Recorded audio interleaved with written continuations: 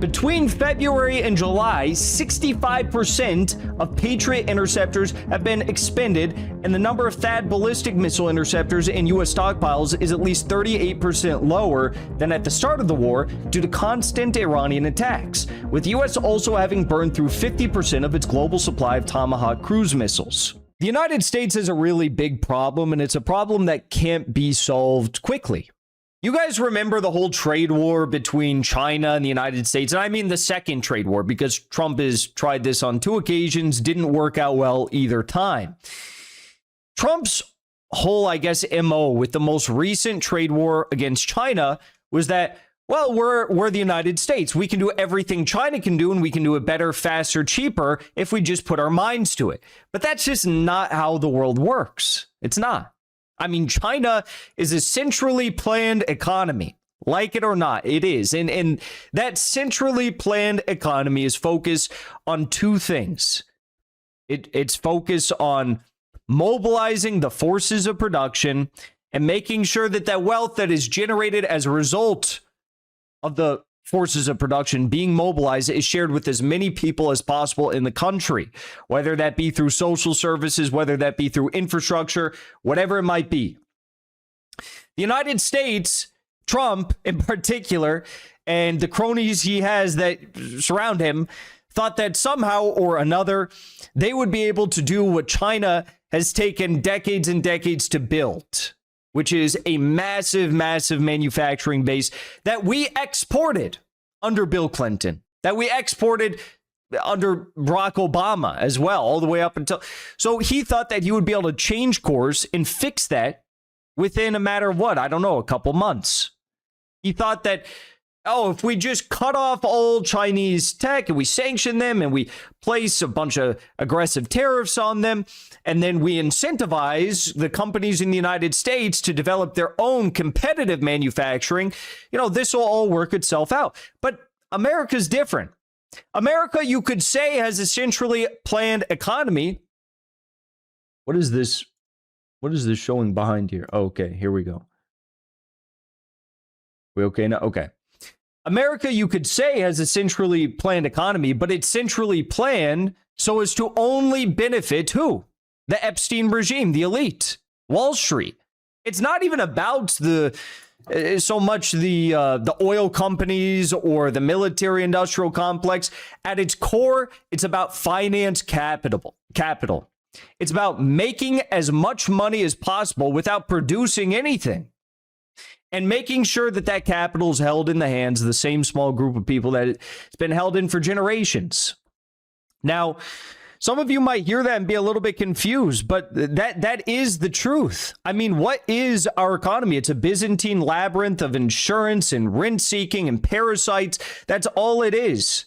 So for Donald Trump to get embroiled in a war against Iran and then run out of all of our interceptor missiles, run out of our most precious missile firing systems, run out of our precision-guided, missile battery systems, run out of our everything, Patriots, JDAMs, whatever it may be, even Tomahawks we're running out of now. That's a big problem.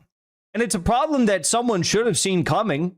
It's a problem that, some people should have warned about. It's not like every single independent, news show online has been warning about this. We've all been warning about this. We all saw what was unfolding throughout the Ukraine proxy war, and we all understood one thing, that the U.S. is just emptying out our reserves for Ukraine and this suicide mission of a conflict that they're funding and arming there. And some would think that maybe Trump understood this as well, because he did talk about it. There were plenty of people that surrounded Trump that talked about this issue.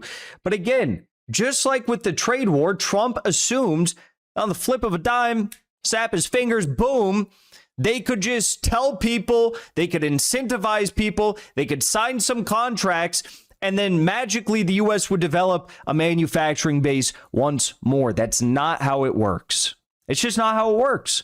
When Trump had the trade war with China, the second one, and he was talking about the need to make semiconductor chips in the United States that compete with China's, And he was talking about, bringing some of these companies that currently do their manufacturing for semiconductor chips in Mexico and Taiwan to the United States. There was tons of glaring problems with that idea. The biggest one was the actual lab coats that they wear in these manufacturing plants for semiconductors. The United States doesn't even have the capacity to produce the lab coats in the United States. We would have to outsource our own lab coats for the engineers that would be making semiconductors that we also don't have the capacity to build. You understand the problem here. The United States has completely abandoned its manufacturing capacity, and that was all at the hands of finance capital. It's not like it was a mistake and someone lost it, or we lost the intellect, or we had a brain drain. No, we just did that on purpose because it made a small group of people a lot of money. And now we found ourselves in a very interesting situation because apparently the U.S. does not have enough missiles and enough interceptors and enough, missile systems, launching systems. And we want to escalate this war with Iran, but we can't, seemingly. Now, some people online, what I'm about to show you, some people online are saying, oh, this is a psyop, and the U.S., I'm sure, is well armed, and this is just a new narrative that they're pushing out at us. Okay, could be true. I'm not gonna lay down my life and defend this on this hill to the day I die. It's not something I earnestly care that much about. But what I will tell you is, if the U.S. does have this magical, seemingly non-existent supply of interceptors, of Patriots, of ATACMs and THAADs and Tomahawks, why are there bases in the Middle East? Why is Muwafaq al-Salti? Why is Al-Dafra? Why is the Ali al-Salim? Why is Al-Udad? Why is Prince Sultan? Did I say that already? Why are all these bases just completely blown to shit? Why does Iran have the capacity to just destroy all of these bases? And we see the missiles being fired at them. And most days now, the past 20 days, we saw a lot of strikes. Toward the end of that, we didn't even see the U.S. Firing up any sort of interceptor missiles. So you're telling me that this is some psyop, that the U.S. doesn't have enough of these interceptor missiles, this is all a psyop, but I'm telling you that we see the satellite images of 70 impacts at the Muwafaq Salti Air Base, where the U.S. kept its most precious air assets, and that occurred in 15 days. We lost 3 soldiers. We had hundreds injured. You're telling me that this is some sort of all part of some psyop? We're letting people die. All of our bases are getting blown up, and this is just for fun, for a psyop? What's the psyop? What's the end goal? The bases are inoperable. I don't know. Let's take a look at this, though. I'm starting to lose my patience with some of these people.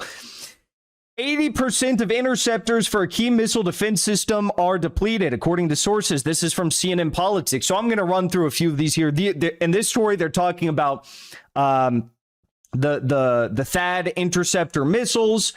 We also have this. The U.S. Army has now used up virtually all of its stockpile of highly accurate long-range missiles during the 5-month war.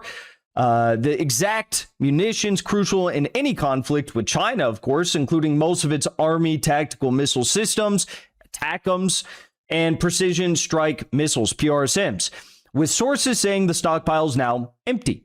Between February and July, 65% of Patriot interceptors have been expended, and the number of THAAD ballistic missile interceptors in U.S. stockpiles is at least 38% lower than at the start of the war due to constant Iranian attacks, with the U.S. also having burned through 50% of its global supply of Tomahawk cruise missiles.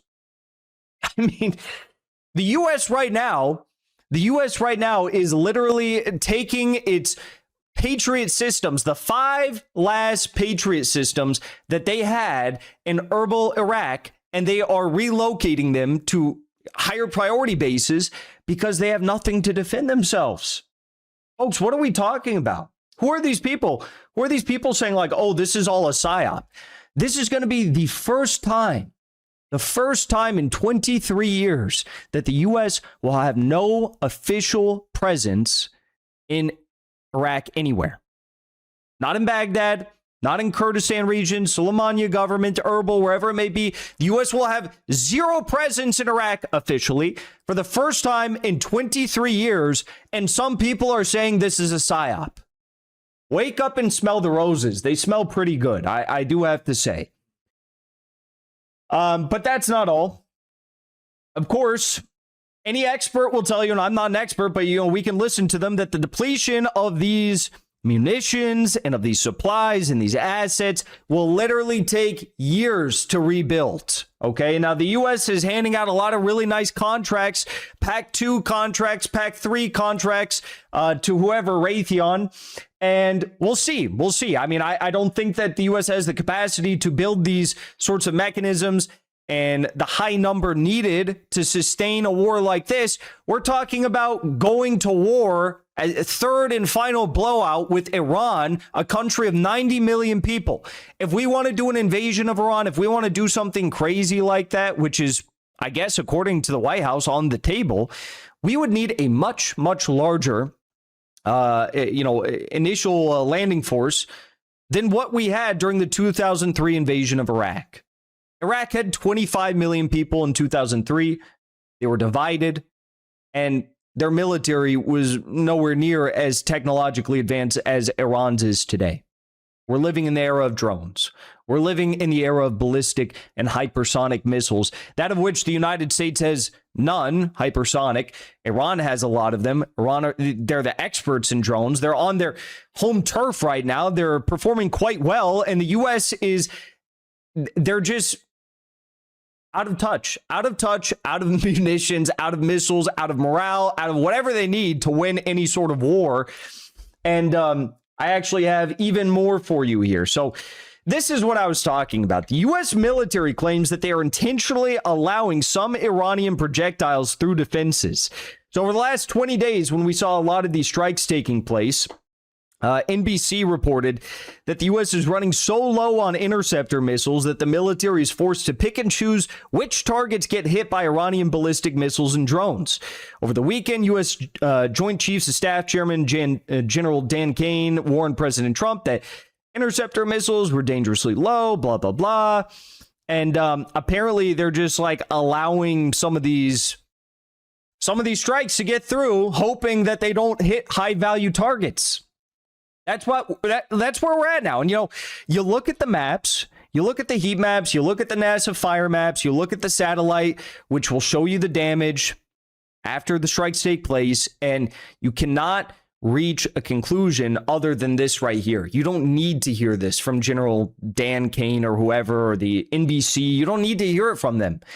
It's obvious that this is what is happening. Best case scenario, this is what's going down. Worst case scenario, this is a cover story. We're just allowing some through because we're low. And worst case scenario is they don't have much of anything to throw at these missiles. I listened to that conversation with Tucker Carlson and what's his name, the historian guy that they published today or yesterday. And he was talking about, you get one of these ballistic missiles launched at you. You need 8 to 24 interceptors to fire up to try and intercept it.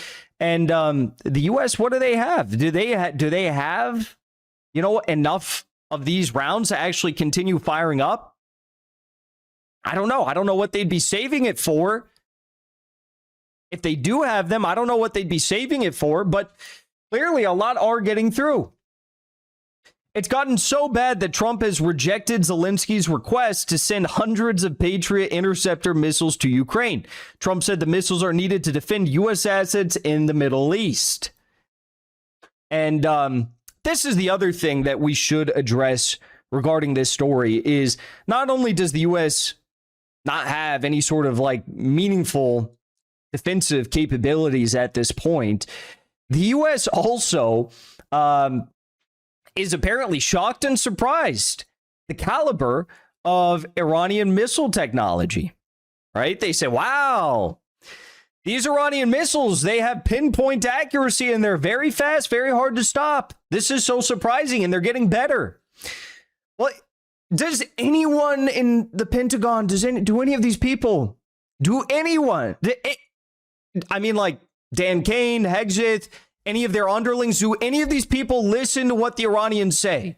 Because I know out of the tens of thousands of people that are going to watch this video, I would imagine that like 80% of you were aware of the fact that countless Iranian military officials throughout the war, even during the 12-day war, all said the same thing. They all said, we're going to send our lowest tech, cheapest technologies in terms of drones and missiles at Israel and at the U.S. bases in the region. We'll see what gets through. We'll see what flight paths work the best.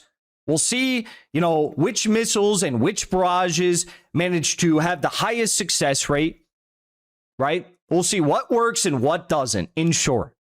And then eventually we'll continue testing. We'll test better and better equipment, better and better missiles, better and better drones.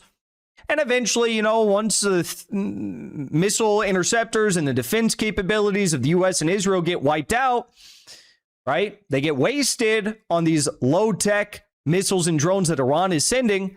Iran will start sending the high-tech missiles. And that's where we're at now. Did no one see this coming? Did they think that Iran was lying? I don't know. Maybe. So there's this new photo that is circling around, this photo right here. And I couldn't begin to tell you what all this means, but apparently it's some high-tech missile technology. Iran's Khaybar-Shikan re-entry vehicle shows what looks like an advanced anti-jamming satellite guidance system and maneuverable warhead. Such a design would explain a clear leap in accuracy and the ability to resist electronic warfare. The antenna closely matches known Chinese military GNSS systems, raising the possibility of technology transfer or design influence from Beijing. Yeah. Always blame it on China, right? As if Iran has not established their capability to produce very impressive weapons tech on their own, right? But, regardless of where it came from or who came up with it, it's working. And the U.S. has nothing to defend themselves. How did they not see this? How did no one see this?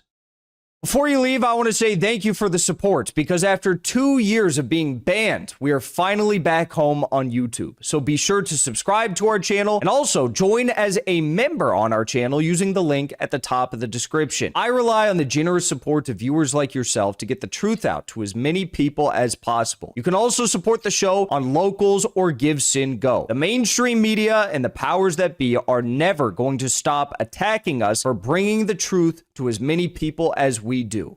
Thank you so much for your support.